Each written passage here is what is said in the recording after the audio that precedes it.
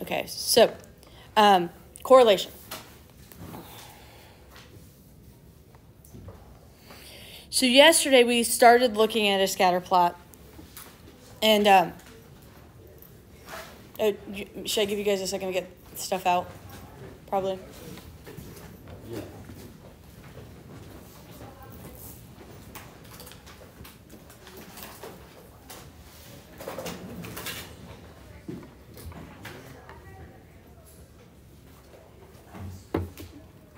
Okay. So yesterday we kind of started talking about, like, when we looked at the scatter plot, we saw that it was heading down, kind of followed a linear trend. And then we kind of talked about strength, and we called it moderately strong or strong. And the idea is that we call it strong because those points are really close to that line. Is everybody with me so far? Okay.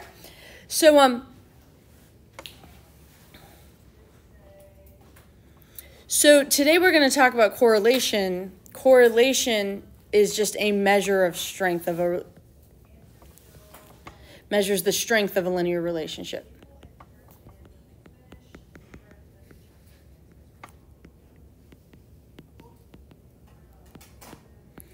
Okay. And so the number we use as a measurement, correlation, in the same way a data set could have a mean, or a data set could have a standard deviation, there's a summary statistic that we use to describe data sets. We've been using them so far this year.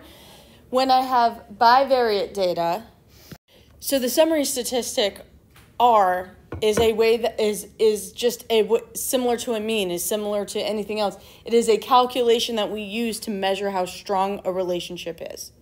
Okay, so R is always in between -1 and 1. Okay, R equals 1. The scatter plot might look like this.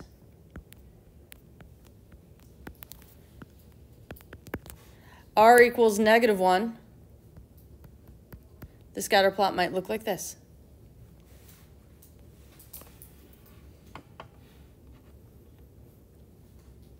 Perfectly straight. Yeah, that implies a very, very, very strong relationship. Okay?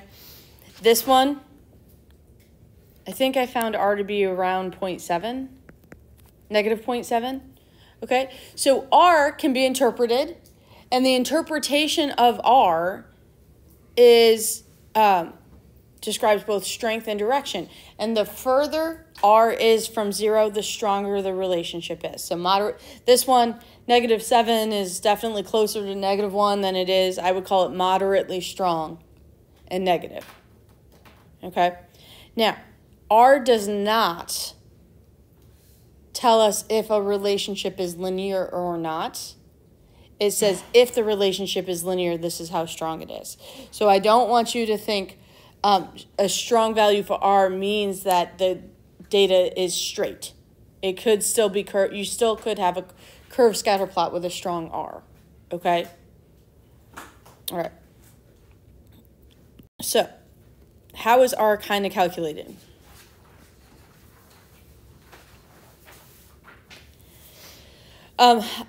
You're never going to do it by hand. I'm not going to make you do it by hand. I do want to kind of give you this idea of how it is calculated, okay?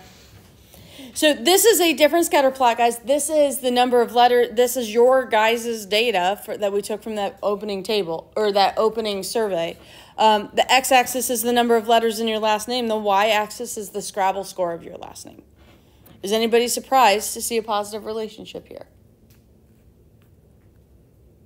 Why would we expect to see a positive relationship here? More letters means more points are getting added in, right? Okay, but typically, and I'm going to pick on somebody with like a really reasonable last name like Meister, okay? And Meister is not a high-scoring last name. Why not? Have you guys ever played Scrabble? Because there's common letters in it. Common letters. The commoner the letters. Wait, is common? Commoner is a word, but that's commoner. It means like peasant, doesn't it? Yeah. The more common the letter, the less points it's worth. So in my last name, E-I-S-T and E and R, are all only worth 1 point. I think M is either worth 2 or 3. I can't remember. I have a Scrabble board in the back, but I want to save some time here. Okay. All right. So, is everybody good so far? All right. So, if I asked you what is the craziest point on this graph, what would you say? One that goes to the top right. This one? Like 13. It looks like to be 1324. Somebody with 13 letters in their last name worth 24 points. It's both sections combined, so it might not be somebody in this section. 13 letters is a lot. Could it be Hytham? No, Bakar. But it doesn't have. But, yeah, he has a hyphenated last name. It could be Hytham. We're going to make fun of him a lot today, apparently, since he's the one that told everybody there's a quiz tomorrow when it's not till Monday, Hytham. Okay. All right. Now, you guys, does Hytham's point, if this is Hytham, we're going to say, does this student's point make this look super linear and strong? Yeah. What about this point makes that happen? It's generally in line with most of the points, and it makes it really easy to draw. But what makes this point look linear is, yes, it's in line with the other points. I should do this since I'm not going to be here. I should do this with this. Okay, yes, it's in line with these points, but it's actually the fact that it's in the corner. Right? Like, if this point were, say, right here, that wouldn't make it look more linear, but the fact that it's in a corner. Is everybody with me? Okay, so each point in a way, kind of contributes to the value of R. Okay? And points close to the corners contribute a lot. Points close to the middle don't. Likewise, does this point right here make this look linear? Is this the point that tells you this is linear? No, it's the fact that we have points in this corner and this corner that makes it seem both linear and positive. Is everybody with me? Okay. By the way, do you guys know what these lines are? This is the mean letters in the last name. This is the mean Scrabble score. Okay, so that's kind of how we're thinking. So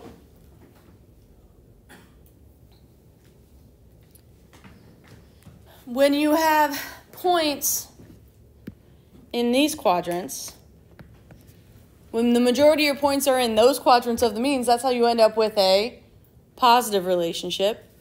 And everything that's above both means or below both means has a positive influence on R. And everything that's below both, or above one and below the other, has a negative influence in R. So start thinking about what would a scatter plot look like in order for it to be negative, for a negative correlation. It would, like in our heads, it would be going this way.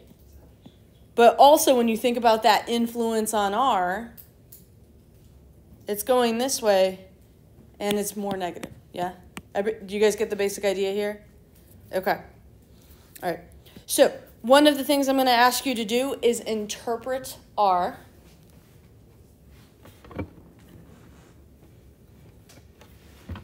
Okay? And if I interpret R, and I list, for right now I'm going to give you what R is. Okay? Eventually we'll show you how to calculate R in the calculator, but you won't need to know that for the homework or anything. Okay? And that'll come up when we do a whole bunch of stuff. Okay? All right. So if I say that R is equal to 0.712, and I ask you to interpret that, okay? 0.712, do you think that's strong, weak? What do you guys think? Strong, moderately strong, okay? So we're going to say the linear relationship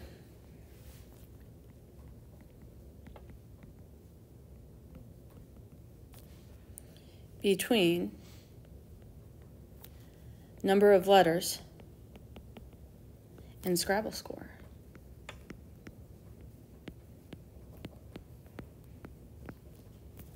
I can spell score. Is moderately strong Okay, and that would get you a P. What else do we need to have? The fact that it's positive 0.71. It's moderately strong and positive. So you notice I have context, strength, and direction. I'm not saying it means it's linear. It is, but we can calculate, if R is just a calculation, you can calculate it whether the data set's linear or not linear. Yeah. For later on when we're not given R, we would have to list R in our sentences, right? We have to say like R is. No. Not unless told. In your sentence, you would just need to say there is a strong positive linear relationship between the number of letters in the Scrabble score of someone's last name. So we just interpret R. We don't have to use it in our explanation.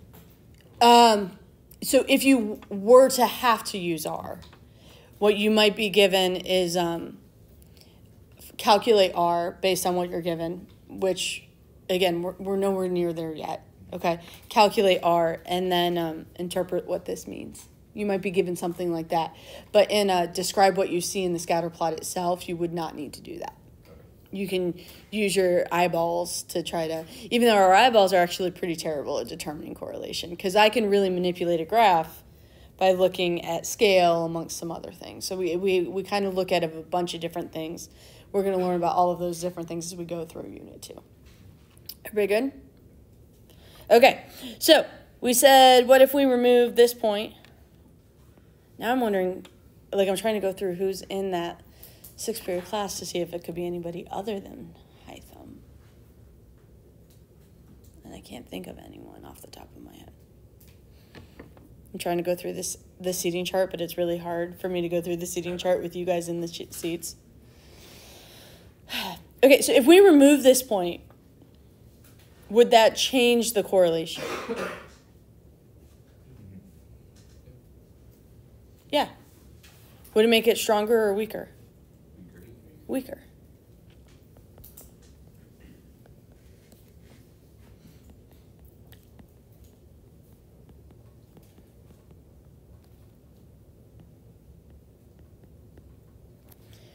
Now, the description of the why would that make it weaker? What makes that point so good is that it is so far in the corner, right? It's super to the right and super to the top.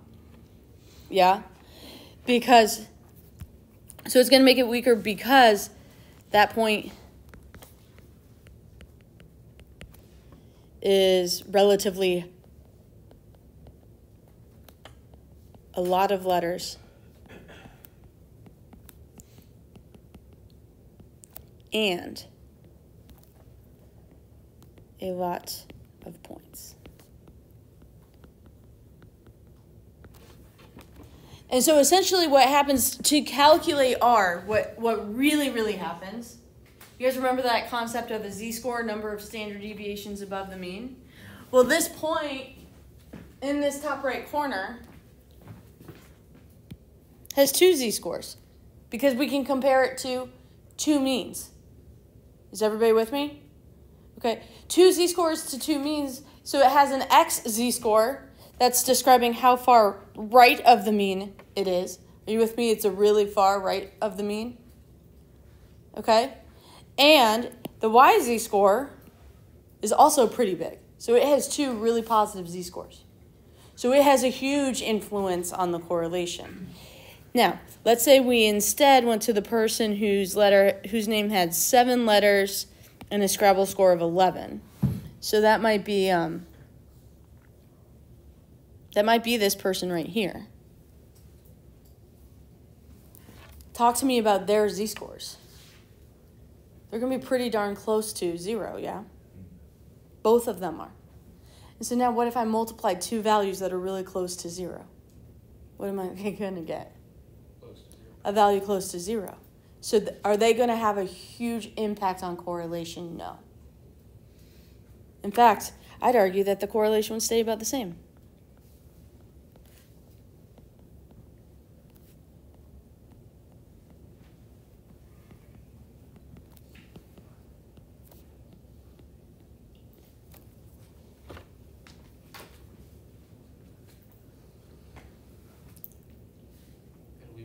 points taken off for just saying it would stay the same, or should we say it would stay basically the same? About the same. How's that? What do you guys think? Is this okay? All right. Now, we've got another really important conversation to have. Okay? And this is not just a in statistics class conversation. This is a big life skill thing we need to understand, because people misuse correlation and strong relationships between two variables quite a bit. Everybody okay? So it turns out, especially in coastal cities, we're going to kind of do this in a weird, we're going to kind of do this in a weird thing. I'm going to jump down to this correlation is not causation. Okay, you guys, it is true that in coastal cities, the amount of money that they make on selling ice cream is correlated with the amount of shark attacks on their beaches. That as ice cream sales go up, so do the number of shark attacks. No, this is true. I wouldn't lie to you. I mean, I would, but I would tell you when I was doing so. Wait, that was just like the most like, it's pretty fun. If you looked at that statement I just made on a meta level, I wouldn't lie to you, but I would tell you if I did. You now can never know, right? Like maybe I was lying to you just now and I wouldn't tell you. And it's an interesting circular logic going on in my brain right now. So why, do you guys believe that this could be possible? Does that mean that eating ice cream increases your risk of getting eaten by a shark? Does anybody believe that to be true? Even though the correlation exists. Why don't you believe that to be true? The reason the ice cream sales go up is because there are more people, and with more people, there are more people who get attacked. Ooh, maybe. Why are there more people in coastal cities at times? Tourist destination. Vacation? When do people go to the beach for vacation? Summer. Summer, when it's warm outside? Are you guys with me? So just because we see a correlation between two variables doesn't mean one causes the other. Are we comfortable with this? All right, so just because we see a correlation all correlation does is it tells us there is a relationship. It does not tell us that relationship is a cause and effect relationship. Everybody okay? Great. All right. Now, we got to talk about something else. This something else is called R squared. So, R equals the correlation coefficient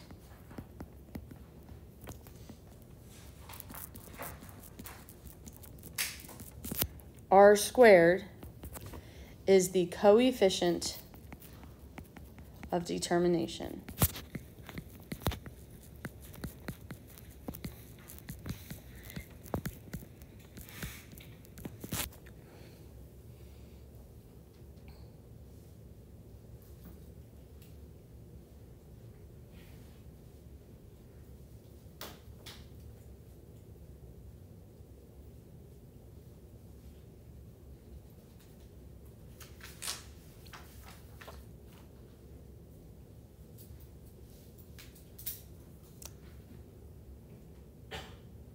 Okay.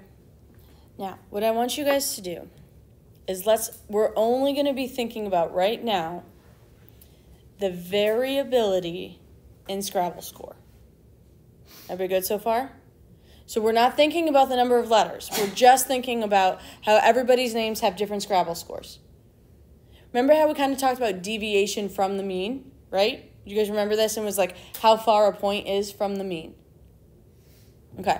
So right now, my mean Scrabble score is in red, and I could literally draw a line from each point to that mean, and the total of those lines kinda is the variability in Scrabble score. How far each point is from its mean. It's all of those deviations. Is everybody okay so far?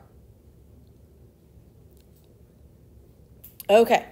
Now, I could also go in and approximate the linear pattern with a different line, a diagonal line. Everybody with me? So I'm going to go.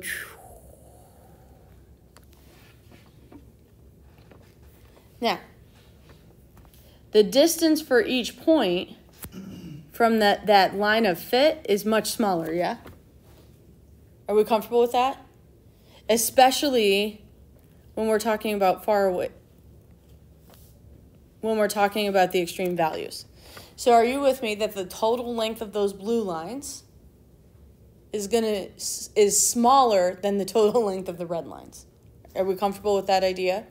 And what's happening is that variability, the reason that from the line of fit is because the line is kind of explaining why we see different Scrabble scores.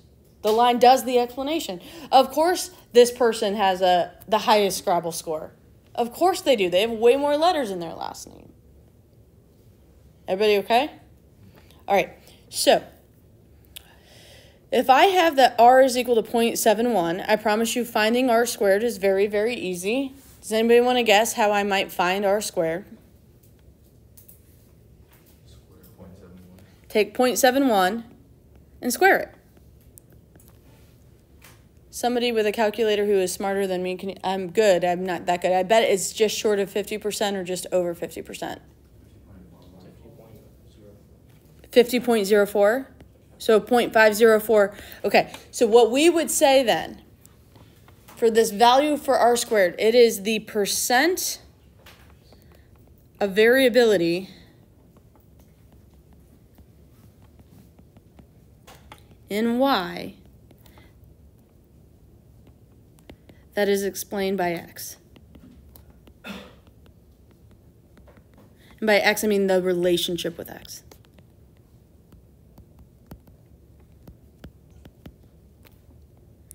So, to do that in context, because we're never going to interpret without using context, in this setting, we might say 50.4% of the variability in Scrabble score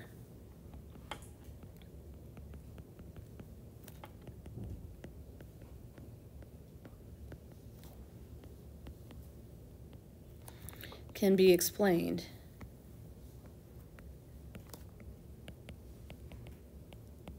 by the relationship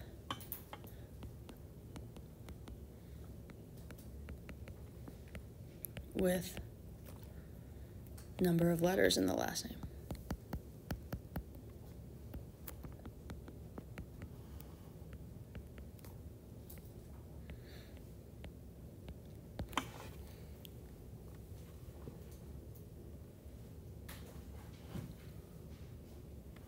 Everybody good?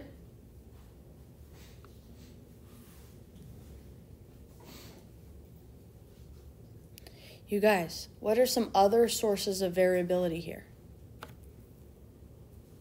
Why else, besides the number of letters, How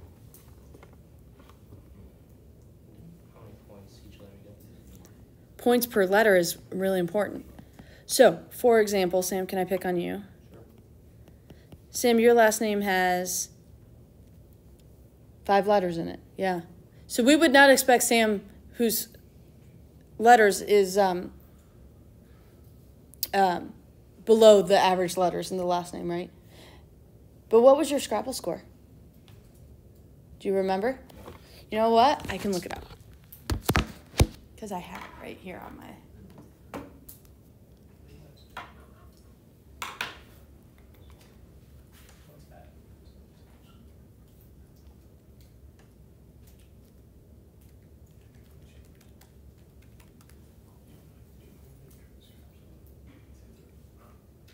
Andrew, are you serious? You don't know your Scrabble score? Oh, that's definitely wrong. I think. It's the wrong year.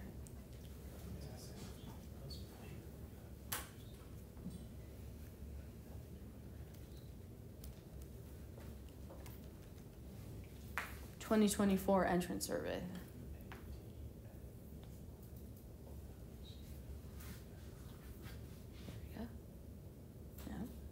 not.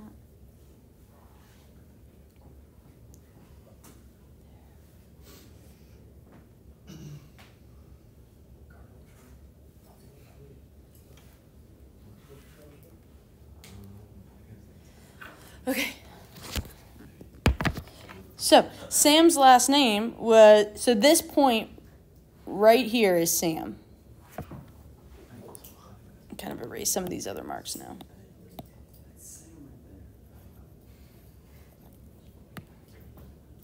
So Sam, again, if we sketch in that line of fit, is pretty far above that line of fit, right? Well, Sam's last name has an F in it. It has a K in it. Those Scrabble points, because those, and I think C is worth 2 or 3. Like, so what happens is his last name has letters that aren't as common in it, so they were worth more points. Do you guys see what I'm saying? So the number of points per letter, kind of important. Everybody good? Do we get the basic premise right now of R as strength and the Scrabble score having other things that also influence it? Cool. From here, what I did for the second half of class today, we talked about during the AP exam, you will have a question 6 that is slightly different from what I've taught you in the past. I have a question 6 for you guys to try today. Put yourselves into groups of 2 or 3. Everybody good?